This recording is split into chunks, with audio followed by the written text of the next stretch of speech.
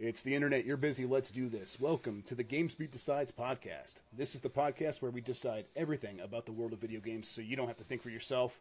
I'm your host, Jeffrey Grubb. With me is...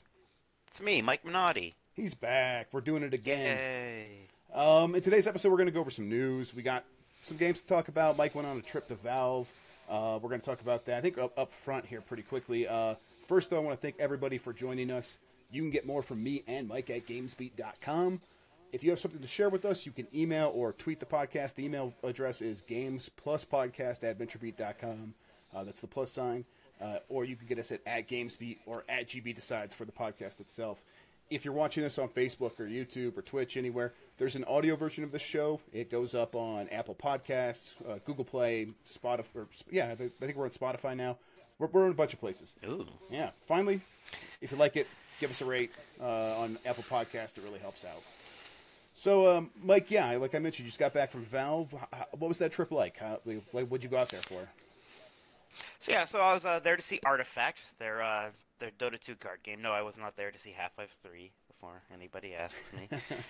I was actually very proud of myself from, refraining from asking any Half-Life 3 questions. Yeah. Because it's like, what are they going to do? Be like, all right, you know what, you wore us down. Here it is. Yeah, it's at a certain point, it's like, when I was there last year, around the same time of year, I had that same thought process. I was like, do I do that as like a journalistic duty? And I'm like, nah, I'm just not going to even bring it up. Yeah, so we've moved. If they've moved on, we've moved on now. Exactly. But so I was there to first there was kind of like a short PowerPoint presentation, really, from Gabe Newell about the game. Then we had some hands-on time, did an interview, and then they kind of like had like a tournament between some streamers, some Dota 2 people, some Magic the Gathering people, and other kind of personalities that they were pretty much just broadcasting, I think, for the Valve employees and us. I don't think this was anything on Twitch, so we got to see some slightly more high-level Artifact play, such as it is at the moment. So, I mean, kind of explain the game to me. And this is like their first time going in depth with it in public, or yeah, this is basically the first real look anybody has got at on it. At least, in terms of outside of Valve or some of these streamers maybe who've been in their beta. But so it's a digital card game, kind of like Hearthstone, but it's Dota 2 themed, and it takes a little bit more from that than I almost would have thought. But so you have your deck of card, and you have the board, but there's 3 boards that you kind of deal with. You do something on the first board, then it goes to the next one, then the next one. And the 3 boards kind of replicate the 3 lanes in a MOBA. And then your deck has 5 hero cards, again, kind of like in a MOBA, you have 5 heroes on a team. And the object is, on each board, you're protecting a tower that has 40 health, and you're trying to attack the enemy tower that has 40 health. If you kill 2 towers, you win. Okay. If you kill just 1 tower, it then turns into an ancient, which has 80 health. If you kill just 1 ancient, you also win. So the idea is you have to kind of spread your resources. You can maybe look at one board and say, okay, I'm losing that one. That's okay. We won't focus on that one. But you can't completely give it up. Right. Because if you do, then they can just really push there and kill that 80 health ancient and win the game that way. Okay. So it definitely sounds more complex than Hearthstone. And I know you're a Hearthstone guy, but I don't think you're necessarily a Hearthstone guy because it's simple. So what's your thinking? Well, I mean, Hearthstone... being simple helps in some ways, right? This doesn't definitely hurt. That's no. I know it doesn't hurt. I just don't think that's necessarily the entire appeal to you. No, I mean this is definitely a lot more complicated, and I think it's to the game's advantage, right? Because that's one way you can differentiate yourself from Hearthstone is kind of adding these layers of complexity, doing something a little different. And there's so much more to what I said even. The turns are much more. You can either pass or play a card. If you play a card, then your opponent can play a card. If your opponent plays a card, then you can. You don't move on from that board until you've both passed, sequentially. Mm-hmm. That makes sense. And it's also kind of like Magic in that there's card colors. There's 4 of them: red, black, green, blue. And your heroes and spells all belong to these colors, and they kind of represent slightly different strategies. Like the blue cards generally are better with spells, weaker heroes. Green cards kind of have stronger creeps. It's another thing from the MOBAs, where creeps are basically any minion that's not your hero. These are just like the lesser cards, and so on. And you can make your deck to like focus on one color or two colors or even four colors, so you can have a red-green deck or something if you wanted to. I mean, I just feel like I could just divulge all like this info about what this game is. I mean, you get gold when you kill enemy heroes or creeps, and then you can spend it at a shop after a round. Like a round is kind of like when you go through each lane, right? So you do this lane, you play that lane, then that lane. Then you have a shop, and you can buy cards from the shop. Some of those cards are cards that you actually put in your deck to be in that slot. Then other ones are random. And those cards you can cast without a mana cost, right? Like, there's just, if you really want to learn a lot about how this game works, I wrote some longer stories on that. It's so much, and it's hard to just, like, verbally tell you how this card game works. But yeah, it is complicated, but it's fun. I had the benefit of, having a Valve employee there with me when I was doing my demos, which is nice. I think a lot of this game, a lot of it's going to depend on its teaching tools, like how quickly it can like go through those tutorials, kind of get you up to speed with this game. But I do think that the depth is going to be, especially now that Hearthstone has kind of trained a lot of people onto digital card games. Maybe they're going to be looking for more depth now. Like that was what was kind of interesting to me. It was like, oh yeah, this is more complicated from Hearthstone, and it's kind of neat that I'm maybe challenging myself in a way beyond just I hope I draw this card, or not that there's not more than that to it, but I was definitely appreciating some of these complexities. Yeah, it does sound like something that people will be able to sink their teeth into, and now that there's an established audience that knows, well, not only that like Valve knows likes card games, that's obvious, but like the audience knows they like card games, and maybe if they are looking for a break from some of these other ones, this is a new alternative that's on a platform that everyone pretty much is using. They're releasing it on Steam first, and then tablets later. Did they mention anything about smartphones? Yeah. So the plan is computers, via Steam by the end of the year. Then mid-2019 is tablets, and then after that is going to be phones. I even asked them, can you really play this game on a phone? It's so complicated. And they said, they have a person in their dev team who's just been playing it on their phone constantly. So they already have a version of that running. So yeah, I can't. So that is down the timeline, and that timeline even sounds pretty similar to what Hearthstone did, right? It was PC first, and it followed on those other things. We're talking about Artifact right now. This is the new card game that Valve's been working on. They brought in, I think, Brad Muir, who made that Iron Brigade game. He was the director on it. Did you get to talk to him? Who'd you really talk to about the game when you were out there? Gosh, they threw me into a room with 5 people, and I talked to all of them, and then I still have to go through my transcription. The interesting things is, when Gabe Newell did his presentation for us, and kind of going through his PowerPoint at this point, the thing he brought up more than anything else was that this game is not free to play, right? He brought it up multiple times. But, it was kind of confusing because you're still paying for card packs and stuff, and the game's going to have an initial price, unlike, say, Hearthstone. It's kind of part of this philosophy that a free-to-play account, immediately kind of cheapens all the other assets involved with the game. You can just keep making profiles, something like that. It wasn't necessarily an idea I completely followed, but the more... Wait, can I ask you a question? Is this maybe because they are thinking about doing card trading through the Steam back end? They're not thinking about it, they're doing it. So that's probably why then. Okay. I wasn't sure if they'd confirmed this yet. That's the complicated thing, right? Is that the Steam Marketplace is definitely going to be involved. You can take an individual card from your collection and sell it on there, which is interesting because that's what Magic the Gathering in real life is like, right? A lot of times you go to a store, you buy a card, and it's something that Hearthstone doesn't really have, where if you want a card, you need to just keep buying card packs until you either get that card, or in that game you can your duplicates and stuff turn into dust, which you can then spend on cards. So it's not like you're entirely waiting on that RNG. There's some forgiveness there, but this is definitely a much faster solution where you can just literally buy the card. It also makes it more complicated, I guess, in a pay-to-win scenario, right? Because now you can literally just straight up buy whatever deck you want. Which is, Hearthstone's almost there anyways in a lot of ways. You basically are just buying that $50 pre-order thing to get 70 packs so you can have a decent collection and go from there. Right. Yeah, I could see them thinking, in order to keep that trading experience pure and away from exploits or whatever. Putting up a small price barrier up front to keep people from trading among themselves for whatever reason. That might have some value to them. So yeah, well, I mean, we'll see how this plays out. Is there anything else that stuck out to you about this game or the visit to Valve? A couple other things. They really want this game to have Steam Workshop support, and the example they gave was like for illustrators, like you could submit your own card art, right? So like there's a hero like Pudge is one of the few heroes I actually remember from Dota 2, right? He's the guy with the hook. So somebody could say, well, here's my drawing of Pudge, so this is an alternate card art or something like that. I'm gonna do the Men of Game Devs calendar. Have you ever seen that thing?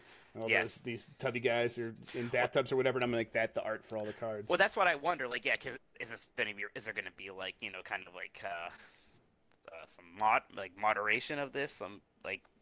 I think there's already. What does that look like? Is it just moderation be of the anything? workshop, but yeah, I would imagine it wouldn't be very strict. Yeah, so that's interesting. They even said, mods won't be supported initially, but someday they will be. So are you going to be able to like just turn this into different card games or something? So that's pretty weird. The way the game looked is pretty good. Like Hearthstone, one of the big things it did was like up the presentation factor. This is trying to follow that. It's actually much more 3D than Hearthstone. Like Hearthstone's mostly a bunch of 2D assets sort of on top of each other. This one, like the camera can pan around a little bit. You have these two kind of little imps or fairy whelps like each player has that do things like deal you the cards, and they kind of emote and add some personality to the game. And that's kind of fun. I'm wondering if they're gonna maybe try to make this work in VR where you can like pick up the cards, because I know Valve is still thinking about VR. Did they talk about that? No, not really. That is the weird thing about this trip, right? Like it was. I mean, I know for some people, hey, this is a digital card game, and it's the Dota 2 digital card game. I don't care, but it was nice to get to go to Valve and look at their new game, right? Right. It almost felt like. And that's a weird sentence right there. Valve's new game. Right, and I'm sure they don't look at it this way, but the last 5 or so years kind of felt like these Valve wasted years, right? Of Steam machines and these VR projects that maybe had some value to them, but not for the general consumer base. Really didn't matter to them. So, and Gabe Newell, he made this point saying, Valve's making games again, so this might not be the last. Now, I still not convinced that they're really that focused on making the single player kind of games that maybe my sort of. I don't know if generation is the word, but like people who grew up in the 90s like me used to think of Valve for. I think their games are going to maybe look more like Artifact, things that will take advantage of the Steam Marketplace and Steam Workshop and what have you. But again, the game was fun. I enjoyed it. I played 2 games. It's hard to get a great feel for it. It was interesting when I was watching that tournament with all these developers, right? They were like really getting into it, yelling about like, oh no, this guy should do this thing or that thing. And it was a fun experience. It definitely feels like this. I mean, there've already been a few of these card games that came out and tried to take some of that Hearthstone crown, and not only do they not take the crown, it seems like they're pretty quickly just forgotten in general, right? Gwent, Elder Scrolls Legends, and those things. I don't know if you hear about them very much anymore, but I don't. So even though this is the Valve one, yeah, right. And that's what I'm wondering is. I don't know if you could just beat Hearthstone, but I wonder if this is the one that can find that second place spot. Yeah. At least. Because it doesn't even seem like there's a second place spot in the digital card game market right now. It seems like there's Hearthstone and then everything else. Yes, I think there has to be a spot for number 2, I feel like, but maybe there doesn't. I don't know. There is everything else, and it all feels like a distant third place without that second place. And it does seem like Valve has the platform, and it might have this hook where it's more complicated and you can trade cards with your friends, so that's maybe a little bit more interesting to some people. I don't know. There's potential here where there wasn't for a lot of these other games. Well, yeah, one final interesting thing is because they're getting this game onto, iPads and iPhones, it means they now have Source 2 running on mobile. So yeah, wow, okay. That's opening some floodgates. Yeah, that is something, huh? Mm-hmm. Okay, well, I'm glad you were able to go. When you mentioned like, oh, they reached out to me, I'm like, okay, yeah, he's been covering Hearthstone. That makes sense. Yeah, it was a fun trip for me. It was real cool. I mean, heck, like I said, I grew up with Half-Life. Team Fortress Classic was like the first real like online shooter I played significantly. So it was really cool to go visit Valve. It was a really interesting day. Yeah, I'm glad that they mentioned they're still making games, but I think in the end you're going to be right that this is going to be the kind of stuff they're making. Okay, let's get into some of the one game I've really been playing. I'm still playing Into the Breach a little bit, still playing Stardew Valley, but I've sort of set those in a holding zone for now because I'm playing this early access game that just came out on Steam called Eco. It's ECO. And you're not saving a princess from a cave or anything like that, or whatever that PlayStation game is. It's very much, I mean, the easy solution to explaining this is just to say Minecraft with a lot more systems. I've played some Minecraft. I've had my time with it back, 7 years ago now, and never really been able. I haven't been able to get back into it since. And even with the multiplayer stuff and all that stuff. And I think the reason that this game is bringing me in is because it's very much about the group that you're playing with. So it's a live server. We got about 16 people playing right now. And the idea is that in 30 days, a meteor, which you could see up in the sky, is going to crash onto your planet and basically destroy it. So we all have to work together to find some way to stop it. But we're starting basically with stone tools and making holes in the ground and making small wooden houses and stuff. So we need to go through these various skill trees to build up our characters so that we can build something that can potentially stop this meteor.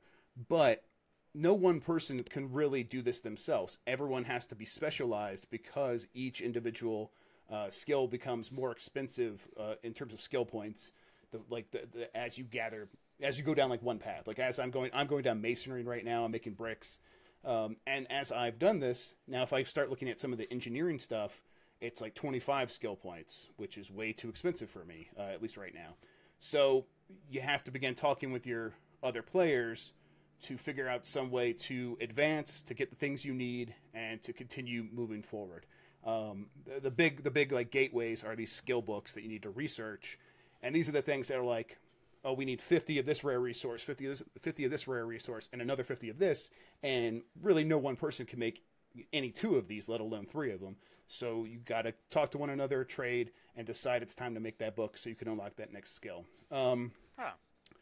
But it goes way beyond that. It's way deeper because we've had this meteor in the sky, and we've been playing for about 5 days now. And it's 30 real world days before it crashes into our planet. So it's real game. It's real time. It's not game time. There is like a so game.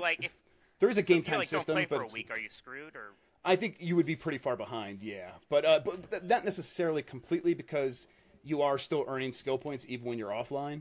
And that's got its own system behind it, depending on how well you've eaten and how good of a house you have. And if you put furniture inside your house, you'll get more skill points per second or whatever for that. And so if you come back online a week later, you're going to have like 500 skill points you could spend all at once and maybe get back in and specialize in an area that no one else has and be valuable again. But playing every day has certainly helped as well because you're still building all these structures and stuff.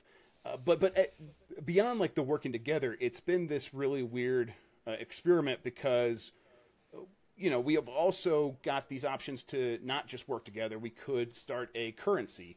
And I started my own currency in my own store and sold stuff because I'm like, I want to encourage people to go out and get the stuff that I need while I'm working on these things.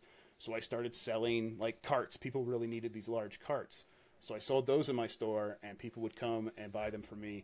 And I would get I would get things from them like logs and stone that I could use to make stuff. But people were like, we had been working together so well that people were resistant to this idea of me introducing stores. And it very quickly turned into whether we wanted capitalism or communism for our society. And right now, outside my house and outside my store, there is a giant sign that someone made that says "Capitalism is murder," and blood on your hands and all these things. And it's wow, yeah. And it's like okay, because I've been able to make a ton of bricks and all this stuff, and it's like that's a very valuable resource for where we're at this in the game. And it's coming. A lot of it's coming from these people who are just going into mines over and over and just bringing up load after load of stone. And so all they're doing is mining. So there's just these peons, these workers, these like the little people serving my greater needs. And they're starting to feel pretty resentful about that. And I'm like, hey, you don't have to do this.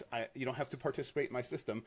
Although I know that once I set up the system and it starts working at all for anyone, it kind of becomes this toothpaste out of the tube thing where you can't undo it. And if anyone wants to compete, they have to start their own store. So my system won out in the end, and now the farmers have started a store. And so you're in charge. I actually got voted mayor too. Yes, I am.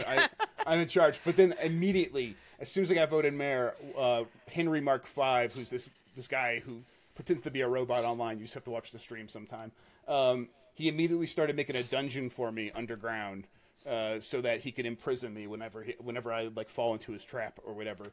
And he's the one that put up the capitalism is murder sign. It seems like you guys are getting distracted by the. Or distracted from the big meteor that's about to wipe you out. We definitely are, but I'm not sure if it's necessarily going to cause any problems, because it still feels like as we push against one another, we're still pushing forward toward our end goal. So there's something there, like where it still ends up working. Although this game is an educational game, I think at least it's got like some government grants for being an educational game, and I think it's because it models how pollution works and. Like we were smelting iron early on, and whenever you do that, it creates these tailings, this like really toxic sludge that you have to go put in the mountains. So it's filled with the liberal agenda. Exactly, totally. And we like one of our hunters went out and killed 12 elk at one time, and the planet's only it's only 2 like square kilometers or something like that. That's half the population. Yeah, like you could see the number because it tracks everything on this website that you can go look at for your server, and you just saw the elk population go boom, and it just like nearly hit 0. It's starting to bounce back now, and. So you could do all these things, and you have all these systems, but then there's like also ways to try to like control people to make sure they do what you want. Like we can vote for laws. Anyone could propose a law using this if-then system. As soon as I got voted for mayor, I proposed a law saying we shouldn't have any more elections. Because I'm like, oh guys, we don't need to be having elections every day. I could just be mayor from now on. This is fine. Well, that's a red flag. Yeah. So now there's all these carts saying. Like, you could put signs on your carts and all these other signs, and it's like, this cart's for farmers only, no fascist allowed, and stuff like that. Wow. Yeah, so it's getting out of hand, but it's been excellent. I don't know. It's been a very good time. Sounds really neat. Yeah, you definitely have me intrigued. Yeah, it's, I think these storylines that happen over time are definitely the highlight of it. There still are people who are just going down and mining rock, and they could be doing other things if they want, but at a certain point, part of the game is like just getting these resources, and then on top of that, you are dealing with the consequences of maybe you're ruining your ecosystem, and now wheat won't grow anymore or whatever. So it's cool, but it is still in that Minecraft vein. So if people if people don't like those kinds of games at all, I don't think they'll like this. But it's definitely been winning me over. All right, I'm going to be playing that for probably in these 30 days to try to see what happens with this meteor, and then I need to put it away because I've been playing with it too much. But Mike, we should probably get into the news since I haven't really been playing anything else. Let me get the rundown here. Did you watch the Nintendo Direct? No, I was in the air while it happened, flying to Seattle, and of course, like, this is when they freaking announced Smash Brothers. This is when I have no access to the internet, so I just read about it after it happened and watched that trailer. I'm now like wondering what my reaction would have been if I was watching this live and like was like, oh, is this another Splatoon thing? What's happening here? Mm-hmm. Oh god, like that reflection, that Smash Brothers reflection in the eye is so good. Like Nintendo knows what it's doing with that. Oh yeah. It knows the mean potential of these things. Yep, it's great. It's perfect fodder for that stuff. When I watched it, I knew probably like 5 seconds in, I'm like, this is Smash Brothers. It's Smash Brothers. They've already done all their Splatoon stuff, and they're like, oh, now we're all done. Oh, we have one more thing. And then when they set it up like that, I'm like, it's got to be Smash. The Squiddings were always the most obvious like absence new character for a Switch Smash Brothers, right? Like they're like characters from Nintendo's like most popular new series in like 10 years. So like that always made sense. What's interesting is that it really seems like this isn't just Smash Brothers for Deluxe. It seems like they're trying to bring this as more of like Smash Brothers 5. Now, I'd still be surprised if it isn't ultimately using like a lot of assets from 4. It would almost just seem silly to me to take. You have Smash Brothers 4 Mario, right? It seems strange to me that you wouldn't just kind of basically put that in this game, or instead of remake that from the ground up. But I don't know, because then there's that problem with how big's the roster going to be at first if you're going to redo all these characters and blah blah blah. So we don't know too much right now, except that the Squidlings are in it. What do you call them? The Squidlings? I think there's Squidlings. I call them Squid Kids, but I think they're Squidlings. The Squid Kids, yeah. So they're in it. Link's got his Breath of the Wild outfit, which is that's a pretty good indicator, right? Too. Oh, so it's not just the old Link, or unless they just gave him a new costume, but maybe he'll have some different moves or something. So yeah, we don't know too much else about it. Sakurai is back, the guy who always directs these games and always says it's going to be his last one, and then comes back inevitably. He's back making it. They always get him back in. Yeah. So it's real exciting. And I think this really does fill in that big question mark. What is the Switch's big game this holiday season? Well, now it's Smash Bros. And that really kind of seals that one up for them pretty good. And I love Smash Brothers. This is one of my favorite series, one of my favorite Nintendo series. So I'm super excited about this. Yeah, I think this is the game that was the most obvious to hit this year for sure. They're still saying Metroid for this year, right? At least that was the thing they said at E3. Was it? I don't know. There wasn't anything about it here. All right. But I don't. No one's saying they can't announce it and then release it this year, or not, but fully reveal it and release it this year. But even if they don't, Super Smash Brothers might be enough. I think one of the big memes going around after the direct here was, well, now I have to buy a Switch. And it's oh, you didn't? I thought everyone already owned one because it's selling so fast. Now you have to, Yeah, I'm okay, so yeah, there's still this huge audience of Smash players that is just this thing that made the 3DS game one of the best-selling games, and then made the Switch or the Wii U game a really good selling game on a system that no one owned. And so, yes, so this might be enough for Nintendo. As for my personal excitement, I'll definitely play it, but I'm not around enough people to enjoy Smash in that way anymore. But maybe with the maybe bringing it places, maybe I will be. Who knows? Yeah, maybe this one will actually have, we say this every time, pretty good multiplayer support. Right. I mean, what the Switch has had already for multiplayer support isn't that encouraging, but we'll see. Yeah, we will for sure. Let's see, what else do we have here on this this list from Nintendo's Direct? Crash Bandicoot Insane Trilogy's coming July 10th. I'm so split on that. It's part of me is oh, I already own this, but it'd be so cool to just have those games on my Switch and play whatever. But then another part of me, and I said this before, the value of Crash Bandicoot just goes down for me when it's not a PlayStation thing. For whatever reason. Part of that's just nostalgia or just how I think of it. But yeah, it's just not the same. It was one thing when you played Sonic on a Nintendo system the first time, but I don't know if I'm ready to play Crash Bandicoot on my Switch. Right. Yeah. I'm sort of there with you. I'm not quite as militant on that as I know you are in terms of or you feeling that it's going to be less valuable in a way. But I get what you're saying for sure. Mm-hmm.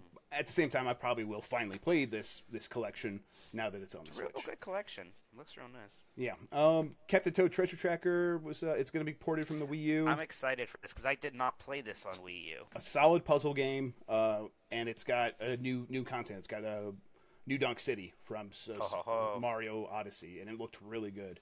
Undertale, another port. I'm probably never going to play that game again, but I know people love to play it over and over. I only played a few hours of it the first time, so maybe this time I can really get through it. But this is just another big indie hit coming to the Switch. Oh yeah, and those are just going to keep happening forever and ever now.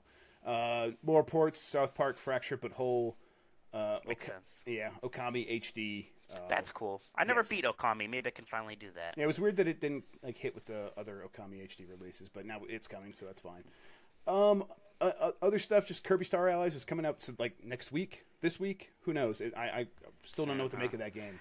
Octopath Traveler got a date July 13th. I'm sorry, what were you going to say about Kirby? I usually like Kirby too, but some reason this one I'm less plus than I would have been for even Kirby Planet Robobot for some reason. I think the fact because this is a Switch one, I feel like there should be something more to it, and it doesn't really look like there's anything more to it. Right. So Octopath Oh, sorry, go ahead. No, get an Octopath. That's what I was going to go to. Octopath Traveler, so that's no longer tentative title. It's just called Octopath Traveler now. It was called Project Octopath Traveler, and they dropped the project. Wow, they're really going for it. Okay. Yep. I'm pretty hopeful for that. The demo seemed pretty cool for it. So yeah, I'm gonna have to really wait and see on that. For me, like just those kinds of RPGs are usually more miss than hit for me. So I'll have to wait and see if people are really ecstatic about it, and then if they are, I'll try it out. Usually these things get like people aren't ecstatic about it. It's like the Xenoblade Chronicles 2 reaction, right? People are like, yeah. Right. If that's the case, then I'll happily skip it. Yeah, exactly. Okay. Anything else from the Nintendo Direct that you noticed? I was watching most of it, but I was also working, so I can't really remember. Luigi's Mansion 1 getting a remake on 3DS. The 3DS support in general, huh? Yeah. Not that it's anything crazy, but it's enough. I think the games that I'm most excited that are coming, to the 3DS, I would way prefer on the Switch still. Yeah, it's like Luigi's Mansion 1 remake. I'm like, yeah, that'd have been great on the Switch. Right, and then also the WarioWare Gold, which I guess is going to have a lot of the old games, but a lot of the updates or a lot of new stuff. And okay, yeah, I'm definitely going to play that on 3DS. I love the WarioWare games. I'll get it out for that. That's something I still think would work fine if you would have just, instead of going 3DS, gone with the Switch version. But we'll see. I was never thinking there would be anything with the WarioWare name on it ever again, so this is at least nice for that. All right, let's move on to some of the other news. I guess we could hit one more Switch thing before we get into some of these other announcements. Diablo 3 is coming to the Switch, according to a rumor. That makes a lot of sense, I think. Yeah, the Diablo 3 works surprisingly well on consoles. It already came out for even the 360 and PlayStation 3, so getting it on Switch should not be too hard. Yeah, and it's one of those games where if you are on a long road trip or a bus ride or playing, hack and slash fun, especially with other people right there next to you. Yeah. And if you could do like the ad hoc multiplayer with everyone on their own system, that would be very, very good time. Diablo 3 works much better. It's just like this game you play on the console for fun for like a few hours than like like the old Gauntlet games. Yeah, then like something you take super seriously, like like I'm gonna grind through this season. Yeah, no way. Yeah, exactly. Okay, so some big announcements came out this week, and they were kind of just announcements. So Division 2 was officially confirmed. Big surprise. Yeah, just straight up Division 2. It seems weird, especially considering how kind of poorly Destiny 2 has gone, right? Right. Like you almost wonder if people would like rethink doing it that way. But here's just straight up Division 2 on its way. Yeah, I think if they were able to make the Division work as the platform, as the live services game that they have done with all their other games, I don't think they'd be doing a Division 2. But I think they're like, okay, we're going to take this opportunity and all the stuff that we screwed up that prevented us from having Rainbow Six Siege-like success over time, we're going to fix that, and this is going to be the one that's going to last for 10 years or whatever. Yeah, that's exactly what we were saying about Destiny 2, though. Right. No, yeah, totally. Absolutely. But Ubisoft has proven they know how to do this. I mean, the other big news story here is Rainbow Six Siege came out December 2015. Its Steam concurrence broke its record again. It reached 162,000 simultaneous players, as opposed to only having 20,000 when it launched. And if people don't follow concurrent numbers, this is how many people are playing at the same time on Steam any one game. And almost for every single game, their number one day for their highest concurrence is launch day. But for a lot of these Ubisoft games, it's the other way around. They just keep going up and they just keep ramping up. And Rainbow Six Siege has done this. And I think Ubisoft is starting to get in their head that they could do this with all their games. So I'm sure that's why they think they could do better than Destiny 2 did. Sure. Other sort of game that was announced, but not much else on it. I guess they said they're going to do a reveal event in May. Call of Duty Black Ops III. 4. Call it Black Ops 4, but they did the Roman numeral weird. Any excitement, Mike? How excited are you is what I meant to say. Because I know you are a Call of Duty boy. No. If I couldn't go back for the World War II one, I don't think anything's going to get me back at this point. Yeah. I of all the campaigns, the Black Ops one that had the Russian number towers was always the one that I liked the most. I played Black Ops 1 before I stopped playing might be games. Black Ops 1, yeah. I kind of remember it. Yeah. So I will go back if they kind of dive back into that stuff. Especially because Russia right now would be such a fertile ground if they kind of... Maybe they could do some bouncing around through a timeline of like, oh, stuff happened here and it affects this. There's a lot of potential there for a weird military bombastic story that I'll at least enjoy for a couple of hours and play like a year and a half after it comes out. But I'm done with the multiplayer. I'm like, I've accepted this, so no more excitement. And you know what? I will say, one of the craziest things I've seen on Twitter in the past 2 weeks is this guy who was a Call of Duty pro saying, I am not excited for the new Call of Duty. I fell off World War II already. I'm just playing Fortnite now. Wow. And it's like, and he's like, he stopped being a pro. He just kind of makes content on YouTube and Twitch like they all do now. A lot of people. Yeah. But Fortnite seems to be the thing that's making the most money. So it feels like, man, I know that World War II game sold a ton, but that was before Fortnite was a real huge thing. So we'll see if maybe that's going to just wipe it out when it happens. Who knows? One last thing, that Call of Duty Black Ops 4 is coming out in October instead of November, which I think is the first time that's happened for a Call of Duty game in quite some time. Is that going to put it closer in competition with? Because that's usually the Battlefield time, right? I think so. Yeah, and it also puts it right in competition with Red Dead, and just in terms of like huge games coming out. But yeah, you're right. So we'll see how that all shakes out. Who knows? All right, so those were the big games. We talked about Rainbow Six. I guess this stupid thing from last week. President Trump had his meeting with the game industry. It was behind closed doors, not on television. Apparently, they just said, hey, violence in games is a whole thing. They had a video that they uploaded to the White House YouTube page that was this montage of like violent stuff in games. And then they didn't put an age gate on it and put it on YouTube, and they didn't put an ESRB rating. So it's like, okay, so White House is not even following the guidelines of the standards. Of course they're not, though. It seems like it was all a big nothing burger. Absolutely, it was it was nothing. Yeah, whatever. Yeah, it was a complete joke, really. But props to them for still trying to use that scapegoat argument. They stuck with it. Maybe it'll work eventually. Yeah, right. 2018, here we are. It at least seems nice every time it gets brought up. Like the opposition to it seems like better and better grounded. Yes, like it's discarded much more quickly each time. So yes, progress. Yeah, I think so. Yeah, because it feels like this one was thrown out before it even happened. Like this meeting was being disregarded. Like, God. Yeah. Now everybody is like, now we're all like 30 and 35 who remembers the ESRB thing, right? So we're like, oh God. Yep. Yes, exactly. Mike, tell me about the Hearthstone expansion. Hey, Hearthstone expansion announced today. Typical expansion-y things. What I find interesting about it is every expansion last year, the 3 big ones, they kind of would introduce like their one big new thing. Journey to Un'Goro had quest cards. Knights of the Frozen Throne had hero cards, Death Knights, and then Kobolds and Catacombs had legendary heroes. This one is like not being nearly that kind of aggressive with like, here's the big new key feature. It's it has like some new like abilities, like Echo is the new Echo, right? Just like what you're talking about. It's this new keyword where like you can keep playing a card as long as you have the mana for it that turn. So you have a 3 mana card. If you have 9 mana, you can play that card 3 times. So like, it's like, oh, that's interesting, but it's not like groundbreaking. Instead, they're kind of just taking like the best of what worked last year. So like we already know there's going to be more hero cards this time. They teased one of them, and the last expansion, Kobolds and Catacombs, had this really popular single player mode called Dungeon Runs. Right. And this expansion is basically having its own dungeon runs. It's called Monster Hunt. Instead of playing with one of the 9 like existing classes, you play at these 4 special classes made just for it. So it sounds really interesting. I kind of like this direction in a way. Like, I think last year was maybe a good year of experimenting, and now, at least for this expansion, we can kind of, because sometimes it gets muddy, like how many different card types are there? Okay, that's fine. Let's just add some cards, do some things, work with what worked, and yeah, it's very exciting. It's called I don't even think I said what it's called. It's called the Witchwood? Yeah, right? That sounds right.